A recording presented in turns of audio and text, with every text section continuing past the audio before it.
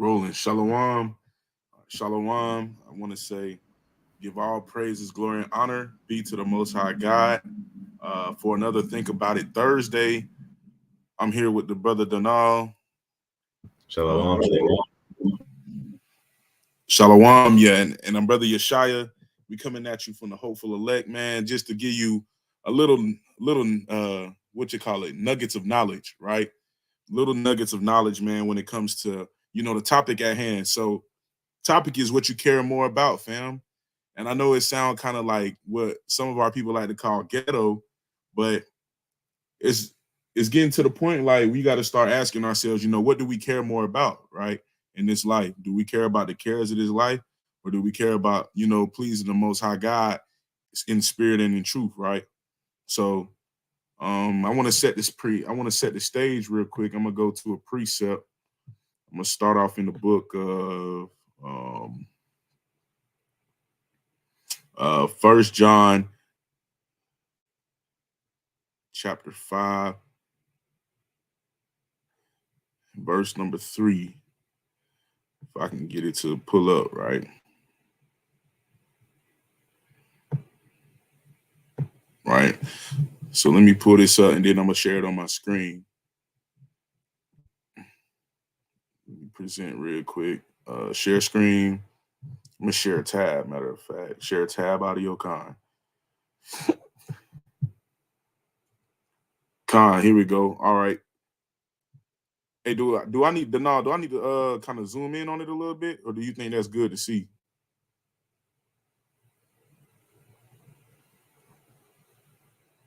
You on mute if you're talking. I couldn't hear you. Nah, I said that should be straight right there. All right. So this is the book of First John chapter 5, right, in verse number 3. And it reads, man, it says, "For this is the love of God, that we keep his commandments, and his commandments are not grievous," right? So a lot of our people like to proclaim we love the Most High God. A lot of our people like to say, "Hey, I love God. He knows my heart." Hey, God loves the sinner, but he hates the sin, right? But we honestly have to understand what it means to truly love God. It says, "For this is the love of God, that we keep his commandments." So this is how we show our love to the Most High God, by keeping his commandments. And it says here that his commandments are not grievous, meaning these things are not hard for us to keep, right? These commandments are easy for us to do, because if we truly love God like we say we love God, we're going to stay 10 toes down for the Father, right? We're gonna step hard. We're going to show the Father that we want to please him. Brother Denal dropped some wisdom the other day. We was having a conversation amongst our wives the other day, and he dropped some wisdom. And I'm not going to read the entire message, but I do want to read part of what he said, because it said something it said it so plainly. He said, if you find yourself dreading what you have to do, is it really your desire, right? So these commandments, matter of fact, I'll explain it in a second, right? But let me just read the message first. It says, if you find yourself dreading what you have to do, is it really your desire? A part of dreading something is when people procrastinate. If you desired something, you get it done as soon as it needs tending to, right? And the second part of the message is not relevant, right? So the reason that first part is so impactful is because it says, if you find yourself dreading what you have to do, is it really your desire, right? What are some of the things that we have to do, right? Everybody wants to get to the kingdom of heaven. Well, what do we have to do to get to the kingdom? I always bring this precept out on the streets, because our people need to continuously hear this. They need to hear this message on replay, because we've never heard it before as much. We've heard so much wickedness over time and time and time. I won't hesitate to keep repeating the same precepts, right? This is Matthew 19:17, and it says, this is Jesus Christ speaking, right? It says, "And he said unto him, Why callest thou me good? There is none good but one, that is God. But if thou wilt enter into life, keep the commandments," right? So the love of God is that you keep the commandments, and the commandments are not grievous. Christ, right here in Matthew chapter 19, verse 17, is saying, if we want to get into the kingdom of heaven, we have to keep the commandments, right? So Again, back to the message that the brother said. He said, if you find yourself dreading what you have to do, is it really your desire, right? Is our desire really to please the Most High? Do we really love the Father if we dread keeping his commandments that he said that aren't grievous to keep? Do we really love the Most High? That's the question we have to start asking ourselves as people who profess to love the name of the Lord, right? And everything that comes with it. Let me go to another precept real quick. This is the book of Deuteronomy, chapter 10, and verse number 12.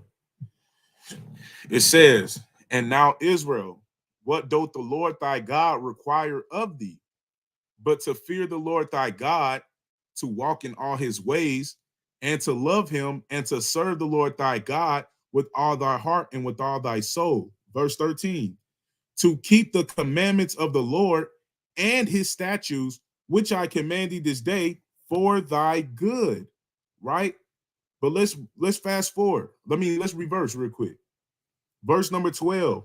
And now Israel, what doth the Lord thy God require of thee?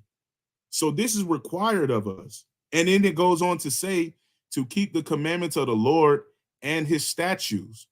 But the very first thing it says is to fear the Lord thy God, right? To walk in all his ways and to love him and to serve the Lord thy God with all thy heart and with all thy soul. So do we really care about pleasing and serving the Lord if it says in verse 13 at the end that these commandments are for our good, but yet we choose our fleshly desires over the law, statutes, and commandments, man? Do we really, really want to serve the Lord if we choose vain things over keeping the laws, man? Do we really do that? And like I said, not to puff up the brother Nanal too much, man, because you already got a big head. Don't need to add more to it. But the brother said that was the spirit using this brother to say that. You know, if you find yourself dreading what you have to do, is it really your desire, right? Our desire, like we go to church and what we do is we get a play on our emotional strings when we go to these churches, right? All they do is draw us in with songs and emotion, and then they don't teach us really much of anything. We get offended at people wanting to teach us the truth of the word of the Most High, and we say we love God, but when people are telling you, okay, well, you got to stop doing this to really show that you love him, you have a problem with that message. And I come to the conclusion that it's not necessarily they have a problem with me. They just got a problem with the Father, right?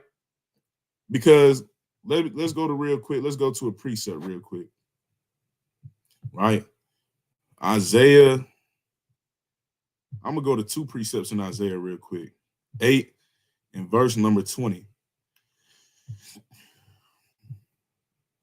Isaiah 8 and 20 says, to the law and to the testimony, right? If they speak not according to this word, it is because there is no light in them, right? So if you're speaking not according to this word, there's no light in you, which is why when people who are following the light, right? Matter of fact, before I talk about the light, let's get an understanding of what the light is, right? Let's get an understanding of what the light is so we can read this again and help people understand what we mean by when we say the light. Because they'll be like, well, I got the light in me. I love the Lord. You know what I'm saying? But what's the light? Proverbs 6 and 23. For the commandment is a lamp and the law is light. And guess what? And reproofs of instruction are the way of life. The commandment is a lamp. The law is a light. The law of God is the light that we're referring to. The commandments are a lamp. They're a lamp unto my feet, a light unto my path, like it says in Psalms. So if you don't have the law, statutes, and commandments, if you're not keeping the law, you know, and you're not even trying to learn more about the laws of God, you're not going, hey, when we say things like keep the law, statutes, and commandments, when we say, hey, you can't be homosexual, when we say, hey, you can't sit up here and wear mixed fabrics, you got to wear your fringes. When we say things like you got to keep the Sabbath, when we say these things, you're going to be acting as if we're disrespecting you, right? It's because of this, to the law and to the testimony. If they speak not according to this word, it is because there's no light in them. And guess what you do when you have no light in you? This is what you're going to resort to. This is the book of Isaiah, chapter 30 and verse number 10. It says, matter of fact, let me start at verse number 9. It says, this is a rebellious people, lying children, children that would not hear the law of the Lord. Remember? Hey, the Lord said, for I knew that they would not hear me because it is a stiff-necked people. We have such a strong neck to the things that we should be doing, that we should be taking pleasure in, right? And this is what we say, which say to the seers, see not, and to the prophets, prophesy not unto us right things, speak unto us smooth things, prophesy deceits, right? It says, get you out of the way, turn aside out of the path, cause the Holy One of Israel to cease from before us, right? So now we begin to have these emotions of, I don't want to hear what's good for me. I only want to hear about, you know what I'm saying? Hey, I got a slaughter gang, murder gang, you know what I'm saying? Like, all we care about is to hear the desires of our heart, right? And many people be like, well, hey, God knows my heart, right? God knows my heart. Well, let's go read what the Father said about the heart. This the book of Jeremiah, chapter 17, and let's go to verse number 9. And it reads, it says, the heart is deceitful above all things and desperately wicked. Who can know it? Right? The heart is deceitful. Who can know the heart of the Lord? Right? Who can really know the heart of the Lord? I mean, the heart of man, right? Who can know it? Because guess what? Let's go to a precept real quick. It says the heart is deceitful and desperately wicked. Above all things, who can know it? Right? That's Jeremiah 17:9. Now let's go to Mark 7:20. It says, this is the book of Mark, chapter 7 and verse 20. And he said, that which cometh out of the man, that defileth the man, right? So this is Christ giving in a parable about eating with unwashed hands, right? He said, from within, out of the heart of men, proceed evil thoughts, adulteries, fornications, murders, thefts, covetousness, wickedness, deceit, lasciviousness, an evil eye, blasphemy, pride, foolishness. All these evil things come from within and defile the man. So we sit up here and we think all these evil thoughts, we commit all these evil actions, and we think that the Lord is with us. We think that the Lord is with us because we say we love God with our mouth, right? And it's crazy how these scriptures work, because guess what the Most High prophesied, right? We say that we love God. Oh, we put on that little Erica. What's that song? I love God. You don't love God? What's wrong with you? We put on that little song, but guess what? Guess what the Lord said through the mouth of the prophet Isaiah? It says, wherefore the Lord said, this is Isaiah 29:13, by the way. It says, wherefore the Lord said, for as much as this people draw near me with their mouth and with their lips do honor me, but have removed their heart far from me, and their fear toward me is taught by the precept of men. So we have a fear of the Lord, but not according to the Most High. We have a fear of the Lord, and it's according to mankind. A man tells us how we should fear the Lord, and you know what we do? We fear him, right? According to man's understanding, which is why we got our people, you know what I'm saying, thinking Sunday is the day that is the day of rest, right? Which is why we got our people going to these churches and not learning anything. Which is why if you tell the pastor, hey, pastor, what you're teaching is wrong, you're going to have people trying to get on you.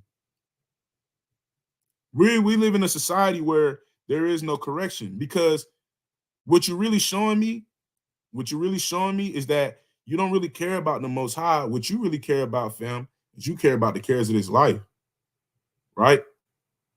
You care more about vain things, like it says in Isaiah, prophesy vain things, more than you care about pleasing the Most High God, right? Dang, I should have wrote that. What I should have done is wrote that precept down. Let me pull this up real quick.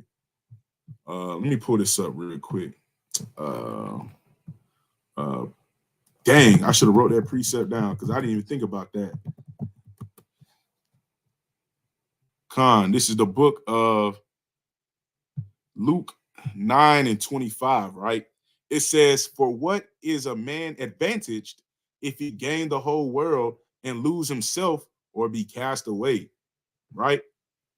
What is the advantage of it? Right? Let's go back a verse, right? Because the previous verse says, "For whosoever will save his life shall lose it. But whosoever will lose his life for my sake, the same shall save it." We don't even understand what that means. Um we think that this means something like, you know, hey, if I choose to live, I'm a die, but if I choose to die, I'm a live. That's exactly what it means, but we don't have no understanding of what that is saying. That's saying if we lay down our lives for the Father, you know what I'm saying, we will be rewarded and we'll live everlasting. But if we choose to have a good time on earth, hey, we gonna perish in that day. Just like the precept Brother Denard brought out last night. He literally just went to Second Maccabees 6 to show you Eleazar and how Eleazar chose to rather die with honor than live with disintegrity. He'd rather die like a man than live like a coward. We went to Second Maccabees to show the example of how he was tested with eating pork. And then it was like, okay, well, you don't want to eat the pork. We'll give you a lawful meat for you to eat, but just act like, you know what I'm saying, it's pork. You go ahead and eat it, and that'll make the people think that you eating pork, and that'll, humble them. But he said, no, not so. I'm not going to do it. We got our people making up excuses why we can't serve the Lord. We got our people saying the commandments are hard. And literally the first scripture that we read was 1 John 5:3, that these commandments are not grievous. And even if they were grievous, we went to Deuteronomy 10 and 12 to show you that they're for our good. Right? We got our people we say the laws of God are too hard. People, the biggest argument that I've heard when we talk to our brothers and sisters who subscribe to Christianity, they always bring up the number of commandments that there are. They say there's over 600 commandments. You can't keep them all. You break one, you offend. You know what I'm saying? And they have no understanding of what James is saying, right? My cousin said nobody can keep all them laws, right? And this is the thing that blows me. This is the thing that blows me when brothers say that, when brothers and sisters say that. Not only are you criticizing yourself, you talking down on yourself. So you telling me that God, it says in what is that, James 1 and 7, that the Most High did not give us a spirit of fear, but a love, power, and a sound mind, something like that, right? So the Most High gives you power. Or Philippians 4 and 13 even says, I can do all things through Christ that strengthens me, right? Philippians 4 and 13 says, I can do all things through Christ that strengthens me, right? You telling me that you can't keep the laws of God because they're too hard, but yet you can do all things through Christ. They don't have Christ, bro. Right. Hey, they not only do they not have Christ, right? They don't have no understanding at all. They're just, you know what I'm saying, what we call like the walking dead. You spirit, you physically alive, but your spirit man is dead. Con, if I may, man, Go ahead. if I can get in there real quick, right? Today is Think About It Thursday, right? I just want you guys to think about something, man. Think about the Bible in its entirety, right? I'm gonna read you guys a few precepts, right? Watch this. The first one I'm gonna be reading is coming out of the book of Sirach or Ecclesiasticus, chapter 7 and verse 15. Hate not laborious work, neither husbandry, which the Most High has ordained, right? Which the Most High has ordained. Something to think about on this Think About It Thursday. Why would he ordain those two things, laborious work and husbandry? Another precept, right? Proverbs 21 and 25, right? The desires of the slothful killeth him, for his hands refuse to labor. Let me read that again. The desires of the slothful kills him, right? For his hands refuse to do labor, actual work, right? Another thing to think about, Proverbs chapter 24, verse 30. I went by the field of the slothful and by the vineyard of the man void of understanding. What is it called? The slothful, the people that don't want to do anything but expect results, void of understanding, right? Verse 31, and lo, it was all grown over with thorns and nettles and covered with the face thereof, and the stone wall thereof was broken down, right? What am I pointing out here on this Think About It Thursday? Think about it. In the whole entire Bible, and you have other scriptures like uh in Luke chapter 12, I believe, where it says, to whom much is given, much is required, right? You have all these scriptures in the Bible, and they're all painting a picture of you have to work for something if you want it, right? And we're talking about the kingdom of heaven. We're talking about the kingdom of God, the best thing that you can possibly receive. And you're telling me that God has ordained all these principles in the wisest books of his Bible, right?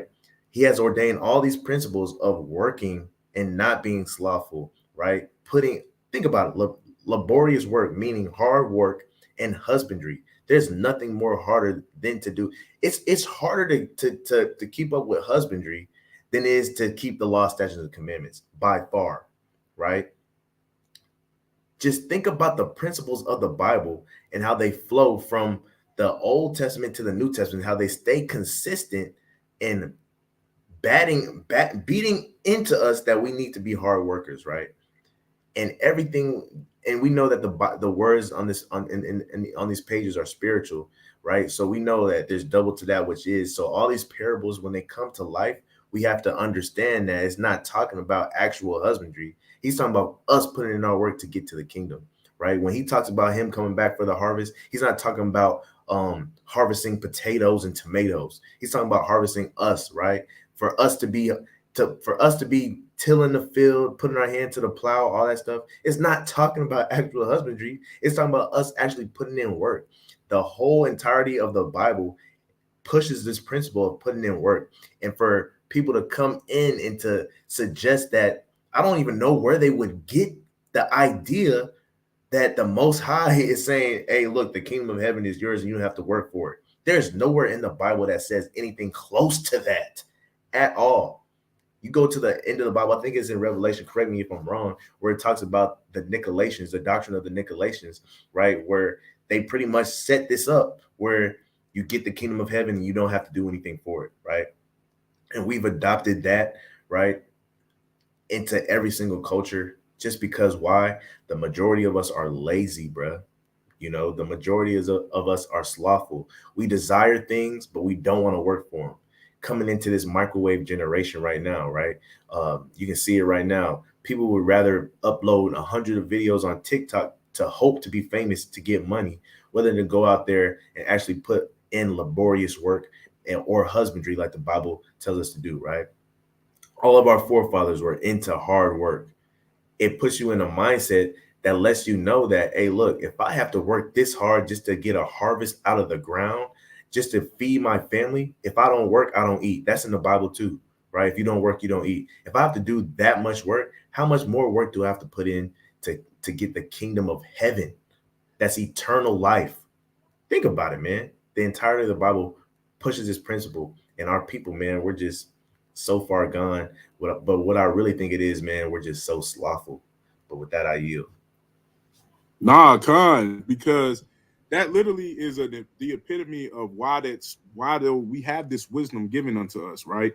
Like you mentioned, people like to associate the things of the Bible and it like they do this little Christian church thing where it's like you take what's written in the Bible and you apply it to the world, right?